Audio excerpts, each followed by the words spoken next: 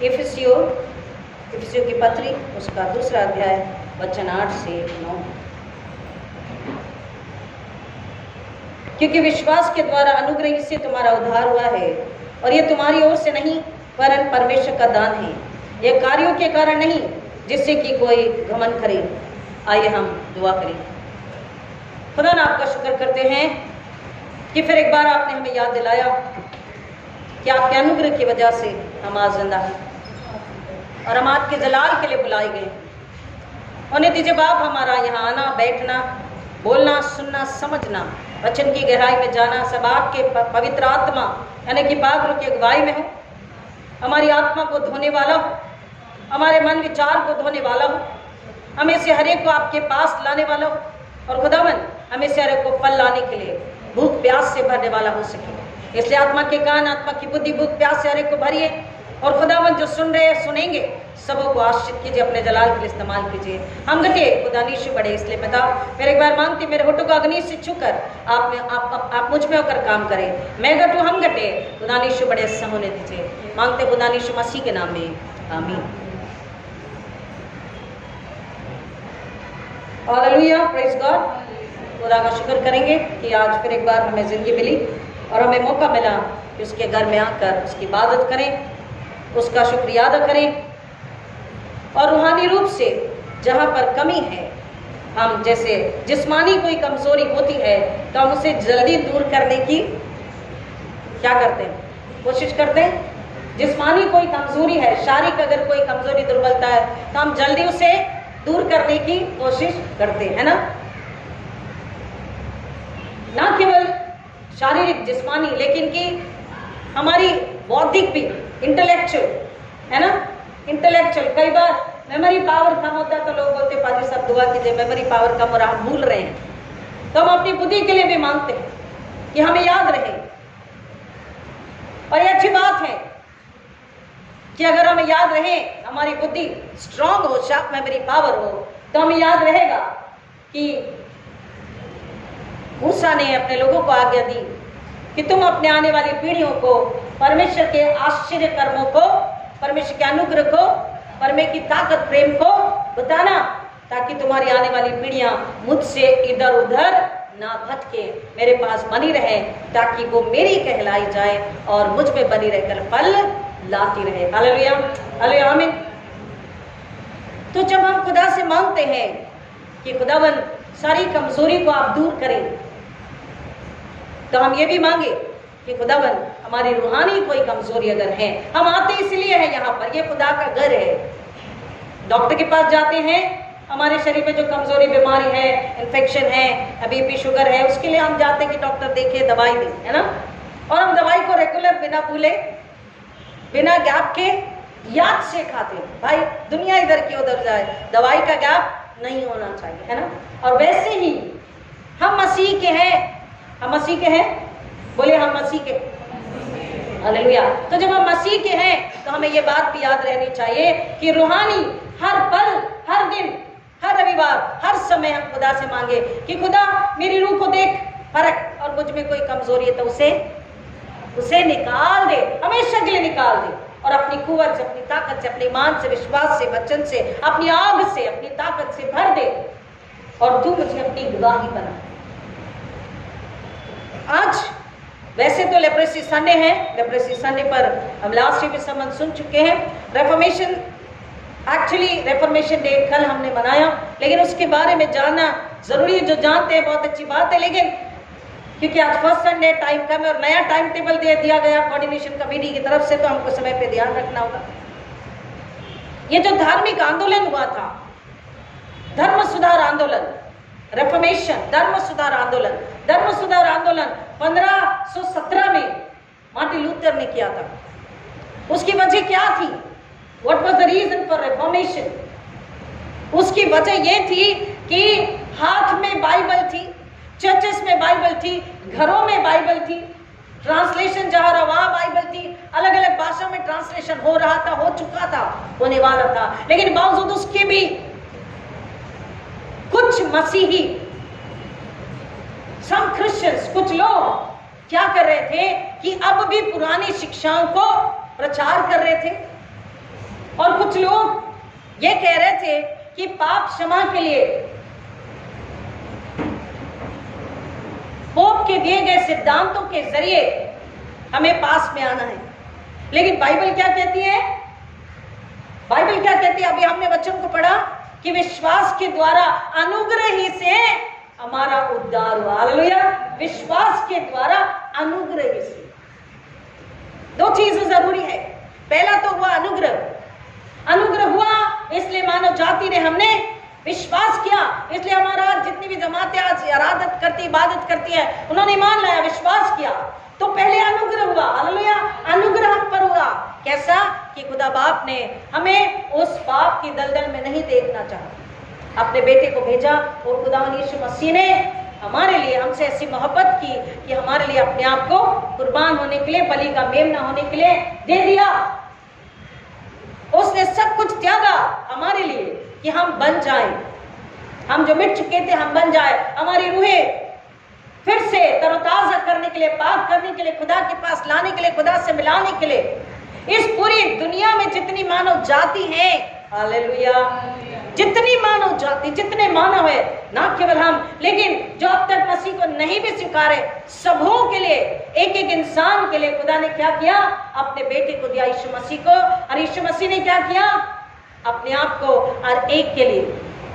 आज भी चाहे हम विश्वास करते हैं नहीं करते हैं, दुनिया में लोग ईमान लाते हैं नहीं लाते हैं, चर्चेस को जलाएं, बाइबल जलाएं, लेकिन फिर भी खुदावंद यीशु मसीह उनसे प्यार करते हैं और उन पर अपना अनुग्रह उंडेलते हैं, दया को उंडेलते हैं और धूप छांव को उंडेलते हैं।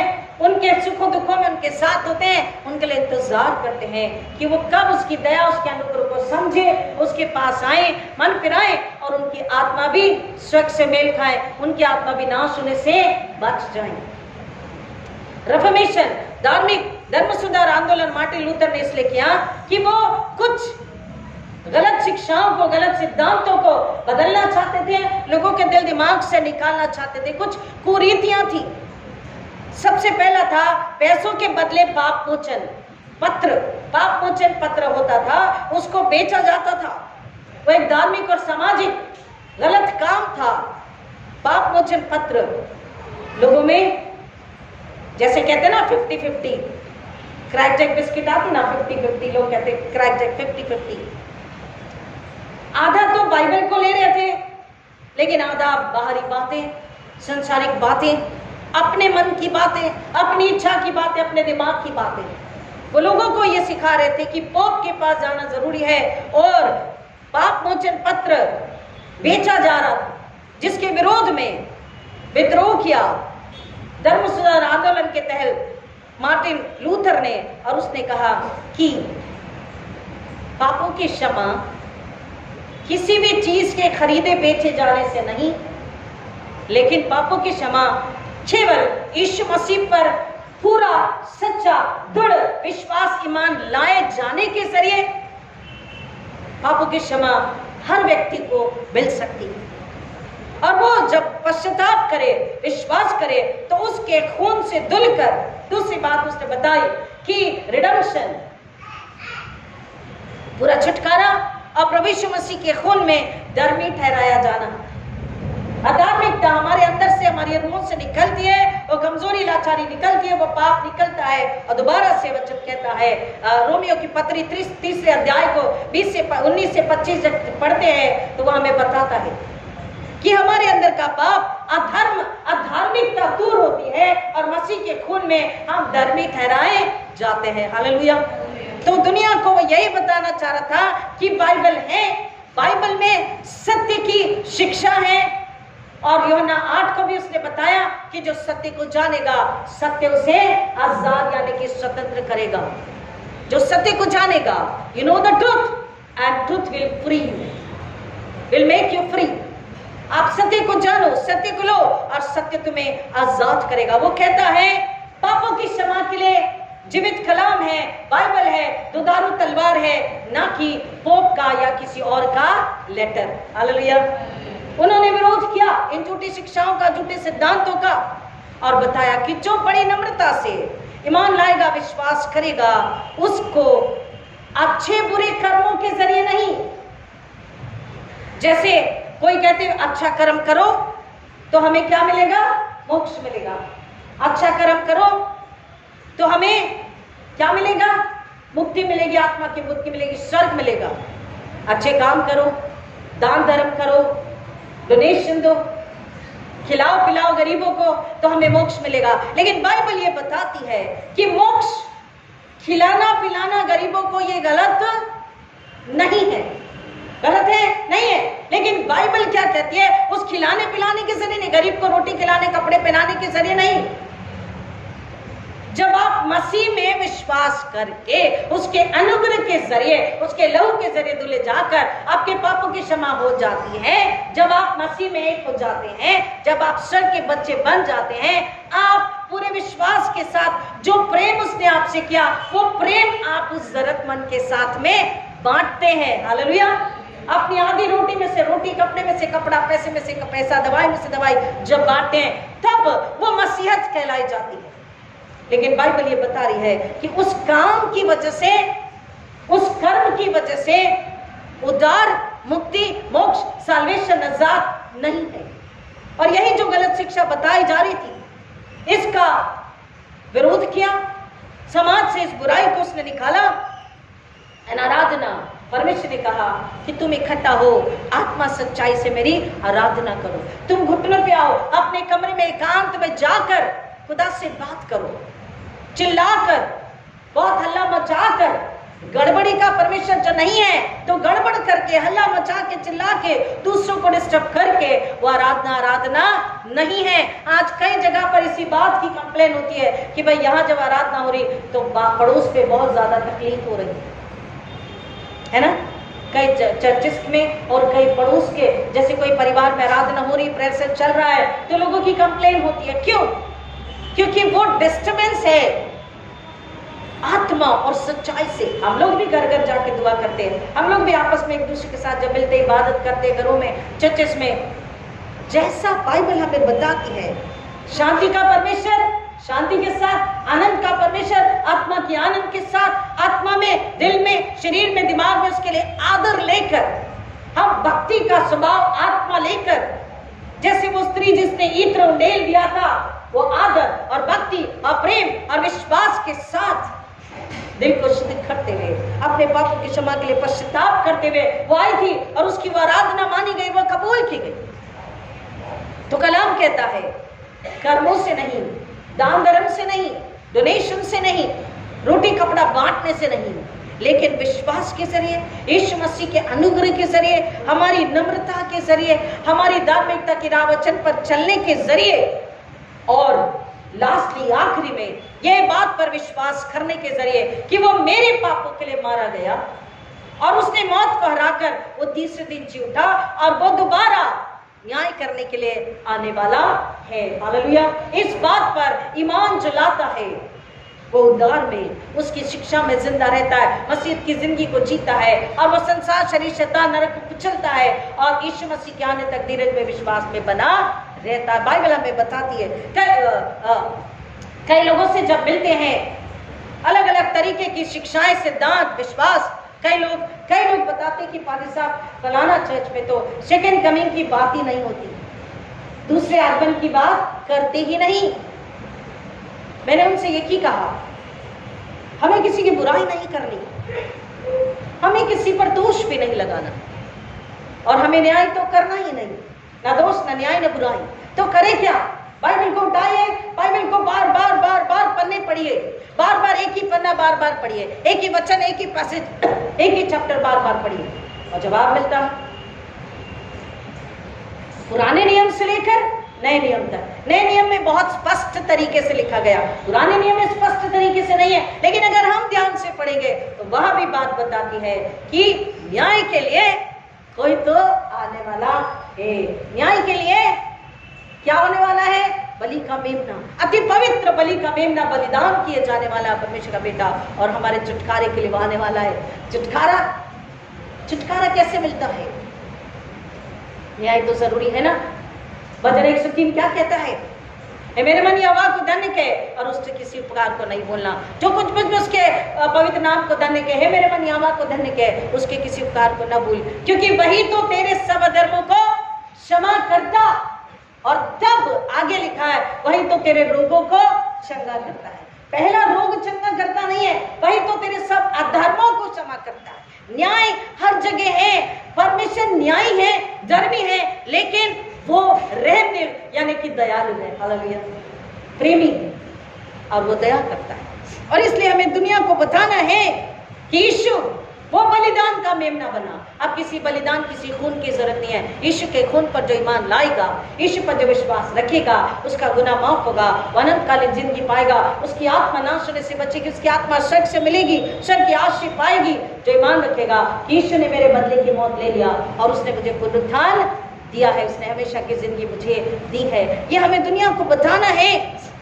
सिर्फ यहोवा, सिर्फ यीशु मसीह और सिर्फ पवित्र आत्मा, only Yahweh, only son, only father, only holy spirit, only Yahweh, only Jesus, only holy spirit नहीं, पिता पुत्र पवित्र आत्मा, खुदा बाप, खुदा बेटा, खुदा पाक रूह, हमें बताना। बाइबल हमें ये बताती है। और इन तीन में जब हम ईमान लाते हैं, अपने आप को नम्र करते, शुद्ध करते, खाली करते हैं और हम कहते खुदा बचा, तो हम भी एक को जाकर के बताएंगे। अभी हमने बारी बारी के पाठ में पढ़ा और सुना कि तू मुझ में नया मन, नया आत्मा डाल दे, तू मुझे धो के पाक कर, अपने उद्धार का दर्शन करा कि मैं एक और को तेरे पास ला सकूं। हालेलुया, हम इसी के लिए बुलाए गए हैं प्रियो। आज हम उसका शुक्र करेंगे, खुदा ने फिर एक बार हमें याद दिलाया कि तुम कहाँ हो, क्या कर रहे हो। तुम्हें मेरे पास होना है और तुम्हें मेरी सेवा, मेरी खिदमत के लिए, लोगों को बचाने के लिए, मुक्ति उद्धार का शुभ संदेश, गुड न्यूज देने के लिए तुम्हें मेरे पास बने रहना है और लोगों को बताना है कि इबादत के लिए कुछ भी देने की, खरीदने की जरूरत नहीं है, रुपया देने की, कुछ भी देने की जरूरत, फूल माला मिठाई लाने की, अगरबत्ती लाने की जरूरत नहीं है। क्या लाने की जरूरत है? अपना टूटा दिल, हालेलुया, अपना टूटा दिल लेकर के आए, अपनी कमजोरी लाचारी को। खुदा हमें नहीं समझ रहा, आप समझाइए, आप बताइए और आप हमारी गंदगी को, आत्मा की गंदगी को, अधर्म को, पाप को दूर कीजिए, अविश्वास को दूर कीजिए, हमारे दिल आत्मा को साफ कीजिए और आप हम में रहिए, आप हमारे साथ रहिए कि हमारे रूह में उजियाला आपकी रोशनी को लेकर आ सके, आपके उद्धार, आपके खुशहाली को ला सके। एक वचन कहता है प्रभु यीशु मसीह में आनंद है। एक ही वचन पढ़ के हम खत्म करेंगे, वचन संहिता 46:10, साम 46:10, सुंदर वचन, वचन संहिता 46:10, साम 46:10। शांत हो जाओ और जान लो कि मैं ही परमेश्वर हूं, जातियों के मध्य मैं ही महान ठहरूंगा, पृथ्वी पर मैं ही महान ठहरूंगा।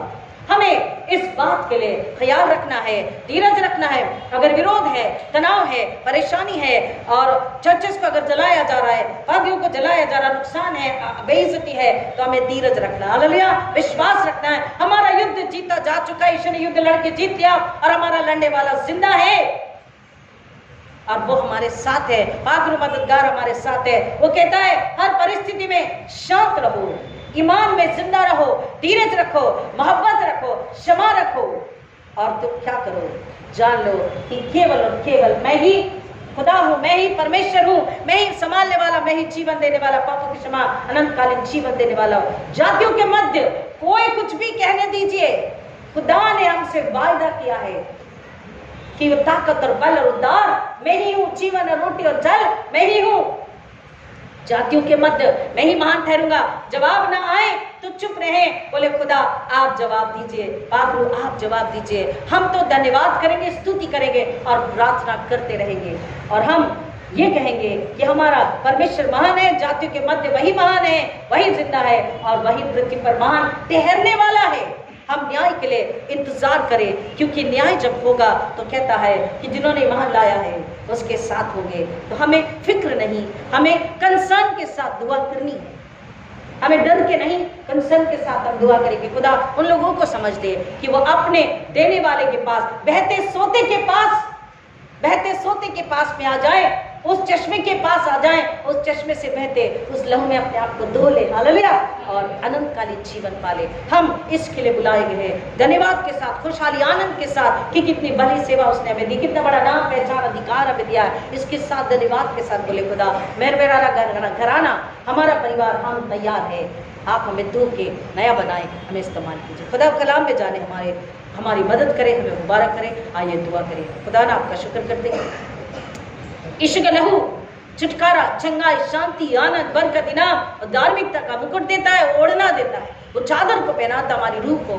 खुदा हर एक को अपनी आवाज दी और आपने याद दिलाया कि तुम मेरे हो। होने दीजिए बाप, जाति में महान परमेश्वर, जाति जाति का यहोवा इकलौता परमेश्वर, मैं आपसे मिन्नत करती हूँ, दुआ मांगती हूँ खुदावन कि हमारी जमात, हमारी कलीसिया, एक घराना आपकी गवाही बन के दुनिया में जाए और खुदावन लोगों में उस शांति को, आनंद को, यीशु के प्रेम को बांटे और खुदावन आपके आने तक धीरज में रहे, न्याय का इंतजार करे, क्योंकि आप न्याय करने वाले परमेश्वर हैं। और जो विश्वास में बना रहता है आपकी महिमा लाता जीवन का मुकुट पाता है। खुदा हर एक को जो यहाँ है, जो सुनेंगे और पिता जो पहली बार सुनेंगे, हर एक को पवित्र आत्मा के हाथों में देती हूँ कि आप उनकी सहायता कीजिए और हर एक के जरिए खुदा दूसरी आत्मा नाश होने से बचे, ऐसा अनुग्रह आपसे मांगती हूँ। आपके लहू और मांस को खाने पीने के लिए थोड़ी देर में आपके मेज के पास होंगे, हम पर रहम कीजिए, मांगते खुदा यीशु मसीह के नाम में, आमीन। और हमारे पुनरुत्थित प्रभु यीशु मसीह का अनुग्रह, परमेश्वर पिता का प्रेम, पवित्र आत्मा की संगति और शांति आप सबके साथ, खास तौर पर जो पहली बार सुनेंगे उनके साथ यीशु के आने तक हमेशा हमेशा बना रहे, आमीन।